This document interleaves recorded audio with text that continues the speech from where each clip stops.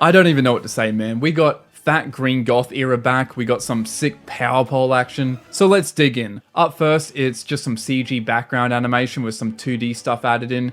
I think the most noteworthy aspect here is the distinct colours for the sky of the planet, gives a nice atmosphere. Then there's a cool rotation with some super good drawings. Then we're introduced to these dudes. Design-wise, the fat guy in the middle reminds me a little of Hosei the Ghost from Toriyama's manga Kawa with the bandana, pointy ears, and brown face. But yeah, these are interesting designs, especially seeing villains with wings again. I mean, it was pretty common in the original series, but not so much now. Like the last time I think we saw that by Toriyama anyway was in the King Piccolo arc, I think. I know there are some anime exclusives like in Z Movie 4 and in GT, and I guess Aniraza counts. But still, those are pretty rare exceptions. It also takes me back to the demons in that filler episode with the horns and all that, but still feels fresh. Although apparently because one of them has purple hair and it's parted, that equals dinosaur trunks to some. I guess with that logic, Xiangya is just a princess snake with long hair because they're both gingers with greenish blue skin. Besides that though, yeah, pretty unique Dragon Ball designs. The axe and pistol combo is certainly different, and I can definitely see the comparison some have made with these designs to Dragon Quest and Toriyama works. But honestly, there's always been an overlap in style between them. For example, take these designs. The bottom right is almost one-to-one with Bulma's outfit in the first Dragon Ball arc. Top right is really similar to Chi-Chi's, which is similar to Pola's from one of Toriyama's old one-shots. And this dude's here is almost one-to-one with Popo's. Or Mordor here with some Frieza Force styled armor. Now, I'm not saying that there isn't a distinct look to either series, or that Toriyama is incapable of creating new, unique designs. I mean, like, there isn't a single villain in Dragon Ball that looks like this, or like old Jasper here. Just simply that there are many visual similarities between Toriyama's various works already, from outfits, hairstyles, whatever, that have crossed over into each other decades ago. So I really can't see it as a negative or something completely un-Dragon Ball. And depending on the setting, I mean, this could be a different realm for all we know. They'll probably fit very well. Like, take the villains, antagonists, and generic bad guys in the early days of the series. You can probably spot a pattern with their look. A lot of traditional Chinese-inspired fits mixed in. There especially seems to be a trend of fat and stubby bad guys. Then chuck Frieza and Cell in. Like, they look completely out of place in that era. And that's fine. Just another reason I love Frieza's design so much. It feels completely alien to what we've seen up until that point. And that works. It suits the tone narratively of that era. Just as these designs will fit the setting and no doubt the tone in this project. But anyways, back to the rest of the visuals. Love the choreography here. The staff really take advantage of the setting. Having Goku use plates to stop punches and knock a guy out is fun and so different in this era. You can really see the benefits of the schedule here, with all the details like the rotation of Goku spinning around, something that would usually just be a still floating across the screen, or the way the green dude flicks his head around in frustration, or Goku backflipping across the place. It definitely adds more to the animator's workload, but gives a lot of character and energy. And I mean, speaking of character, Goku fighting with a burger in his mouth is the most Goku moments of Goku moments, and 10 out of 10 expressions.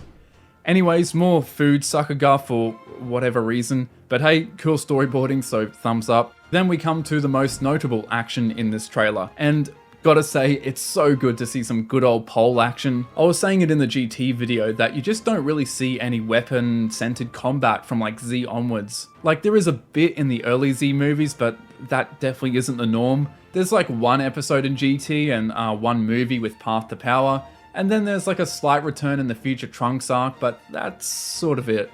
And I'm definitely not saying that's a bad thing. Would have been a little weird to have seen Super Saiyan Goku hitting Frieza over the head with a pole, but it's refreshing to see this approach of making a deliberate effort to have it on a regular basis. And it's presented so well. The storyboard frames the combat from behind the guards, making for an interesting angle, but also brings the focus to Goku. Also a good mix of actions, from blocking, striking, to then using the power pole to launch and do a kick right at the camera. Moves are also weighty and it's well paced out, very readable, not overly quick, and the drawings are the cherry on top. They're consistently dynamic and the very line work and effects are really great. Also, I'm so glad that we're out of the Blur era. So much good Dragon Ball stuff in the 2000s and early 2010s had such heavy blur. There's nothing wrong with blur, but when it's blocking out half the animation, not exactly ideal. Then there's this excellent entrance. The blobby smears and motion feels loose and really dynamic anticipation. Adding that spin in there before the hit gives a lot more energy, instead of just a simple drawback then strike. And then the camera cuts out Goku as well as the guards, which works well in giving an element of surprise. The inky line and wind effects as well are a nice little touch in making the lead up feel more intense. And then there's that really cool finishing shot. And I have to say, first off, the color design. Again, I know we're also out of the plastic color era, but man, it is still so nice to see those warm colors, and such nice compositing as well, very polished. And finally, just the general composition. The whited out background with sharp bits of clothing, and angry Goku, a great finisher.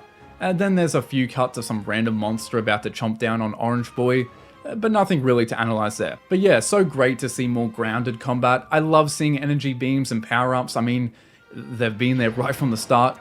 But it's also fun to see it be less of a focus. And an added benefit is that it will hopefully stop the dudes that post that one sheeted clip of Goku vs Krillin on Twitter and comment, "Remember when Dragon Ball had martial arts? Remember when Dragon Ball had choreography?" Like, on a real hood note, where does that take come from? Yes, Z and Super are certainly filled with plenty of looped animation. But let's not pretend the original Dragon Ball series didn't have it either. I mean, there are stacks of reused and limited animation to be found, like in the episode before that clip, as an example.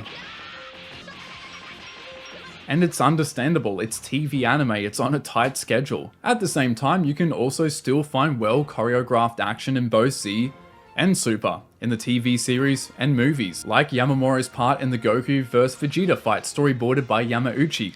Absolute classic.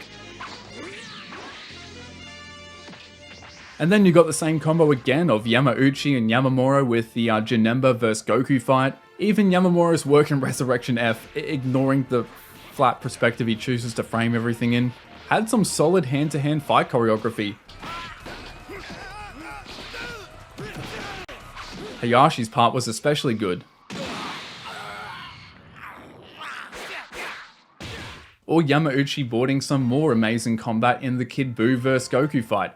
Higashide's sparring session between Goku and Krillin, very underrated. Goku's training match with Gohan, also animated by Higashide. Even Dragon Ball Super Hero, whether you like CG or not, had some genuinely well choreographed action, and there's many more examples. At the same time, I'm not going to act like Goku vs Vegeta was the standard Dragon Ball Z episode, or that Sheeta's work in episode 67 was the standard Super episode. But the no choreography in Dragon Ball myth once Z started all Super kinda needs to die. Anyways, it will be nice though with Daima that we will be getting solid choreographed fights on a regular basis. This series has had a very good schedule, the staff have had a massive amount of time compared to Super, and even projects like Z, so taking such a direction is much more doable than in a regular Dragon Ball production. That's not to say they have so much time, animators are just like lounging around smoking cigars. They're definitely hard at work, but it will allow for a very strong show in the visuals department, and honestly that makes me very excited. Anyways, with that final note, thank you all for watching, hope you enjoyed, and check out Fandom Eon for some Dragon Ball merch. You can use this code for a 10% discount, or help support the channel through Patreon. And of course, thank you to everyone over there, but with that, I'll see you later.